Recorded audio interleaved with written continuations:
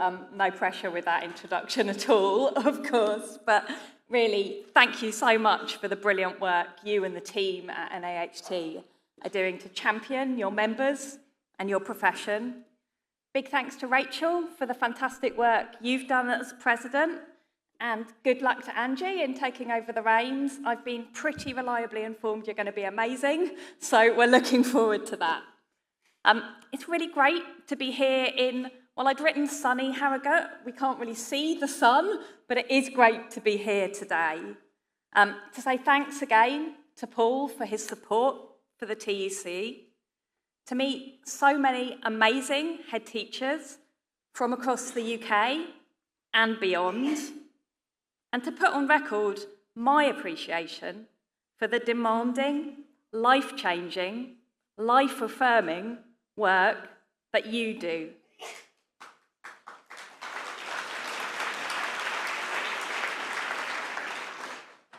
Every day, you make such a difference to our children's lives, to our communities, to our collective futures, as well as to our trade union movement. So it's a real privilege to have the opportunity to address you here today. And right now, I'm taking pretty much every opportunity I can to come and talk to trade union audiences and really get to experience that solidarity and that strength that we have in our movement. Because right now, it feels like we really need that solidarity and we really need that strength. Now, I know that NAHT is a proudly non-partisan union, but I imagine that many of you, like me, are reading the news after those local election results and wondering what the prominence of a politician like Nigel Farage means for our country and for our day-to-day lives. I know that every day in your workplaces, you see the impact of a form of politics that treads lightly when it comes to facts, debate, evidence, and heavily when it comes to the rights of anyone who doesn't fit the mould. The rise of a politics that enables misogyny, casual racism, homophobia, and the disparagement of public servants. And the attempt to make those the focus of our national debate, rather than the real changes our country desperately needs. So we need to come together to face up to these challenges head on, to remind ourselves to focus on the real change we need and on our power to deliver it.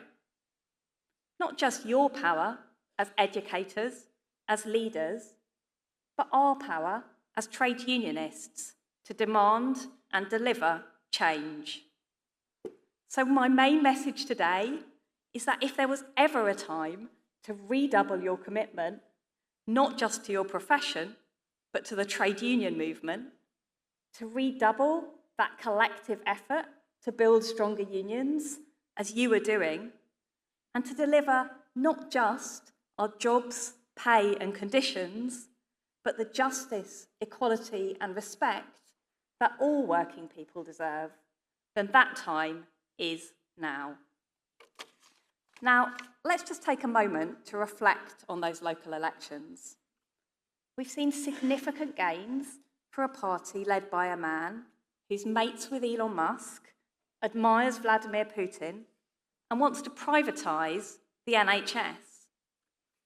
A man who fuelled the flames of the conspiracy theories that led to riots on our streets last summer, who, celebrating his win in Durham, has immediately told council workers to start looking for other jobs, and whose winning candidate in Lincolnshire has started her mayoralty with a disgusting call that migrants should be housed in tents. It's pretty scarily reminiscent of what's happening on the other side of the Atlantic.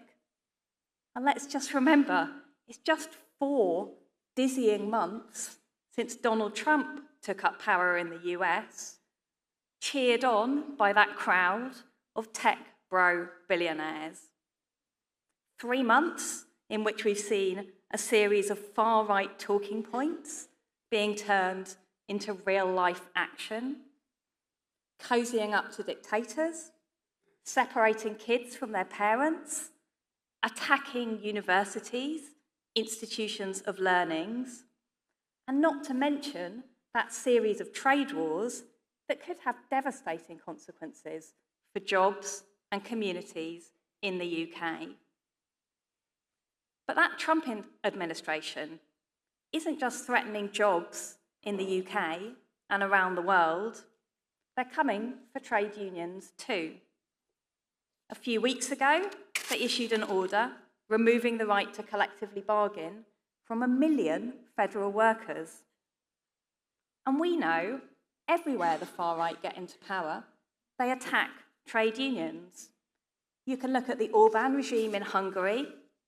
They've passed a law that strips teachers of their entitlements, extends their working hours, cuts their pay, and means educators can be fired if they criticise the system. And now, of course, they're attacking the trade unions and removing the rights of those who've resisted those attacks.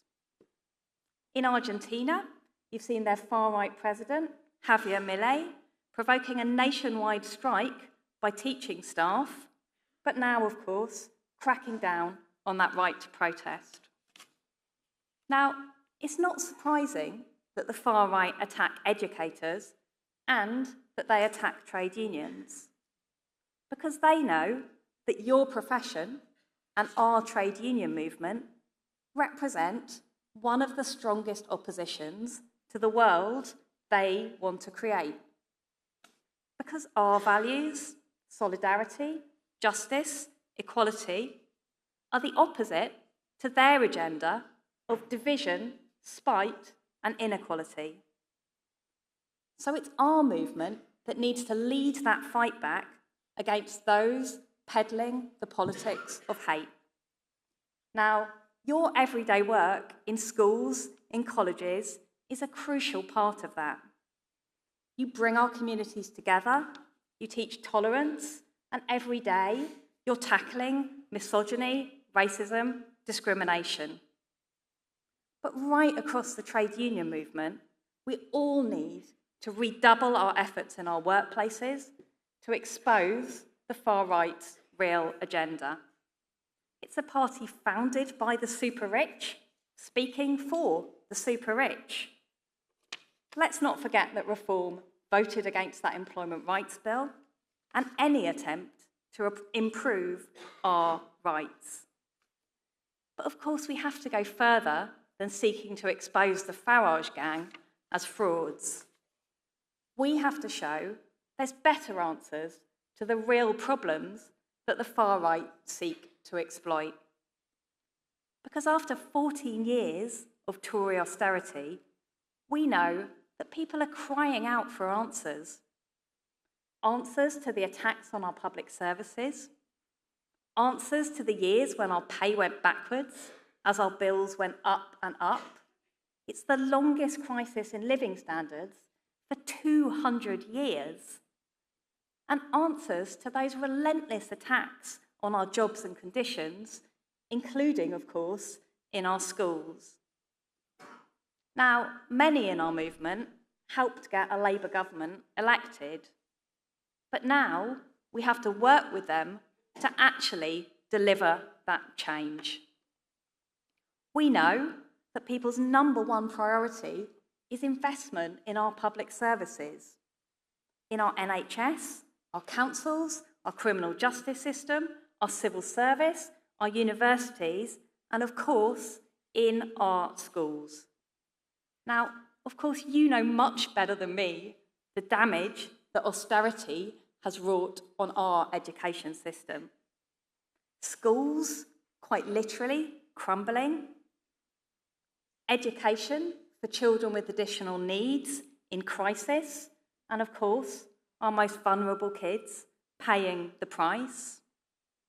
7 in 10 schools with less funding in 2024 than they had in 2010. And so we have to invest in the people delivering our education too. That living standards crisis has been all too real for you and for your members. And even if the figures are familiar, we should still be shocked that head teachers' pay fell by 1/5 in real terms over the last 14 years. Now, it's great that the government has said it's going to recruit thousands more teachers, but that's only going to happen if people can see decent pay and decent prospects in the profession. We've seen the pay review body make its recommendations this week. Well, now we have to see a government that's prepared to fund those. Of course, we know this government faces difficult choices and a tough inheritance. But let's choose to invest in our futures and in that change we know people want to see. Let's choose to invest in that change that means your job is to educate our kids, not to pick up the pieces when they fall through the cracks of other services. Let's choose to invest in tackling child poverty and ensuring kids are coming to school ready to learn. It's a national scandal that 4 million kids are still in poverty and 70% of them are in a house where someone's in work. So government has to choose to deliver the better jobs people need through that real industrial strategy. And let's be clear, government has to choose better approaches to balancing the books than slashing social security. We all know we need to see more disabled people in work, but taking away the support they rely on isn't going to help. If we need to find more resources to make those choices in a more uncertain world, let's ask those with the broadest shoulders to pay their fair share in tax, not take away support from those who most need our help. But make no mistake, we can deliver that change. As a trade union movement, we're winning huge strides forwards for workers. That employment rights bill, fought for by trade unions, making its way through Parliament, is going to deliver the biggest upgrade to our rights we've seen for a generation. Sick pay for everyone from day one, stronger flexible working rights, stronger protections from sexual harassment, day one rights against unfair dismissal, no more fire and rehire. And most importantly, it's strengthening our collective rights to stand up for our own pay and conditions, to organise and recruit new members. Now, everyone in this room knows it's that trade union action that can deliver workers the answers we need. Because every day, you are delivering those answers. Just look at what you've already achieved. A government that finally has the chance to listen to the voices of experts through that new social partnership approach. It's not perfect, but it's streets away from where we were a year ago. Getting rid of the tyranny of single-word Ofsted judgments. Now, I know that's just a step forward on a long and bumpy road to a fair inspection process that doesn't put unbearable pressure on school leaders, but it is a step forward. Putting an end to the scandal of forced academisation, repairing the damage done by school closures during COVID. You've led the debate about workloads, and you're fighting those shameful and illegal attacks on the pensions that school leaders have earned.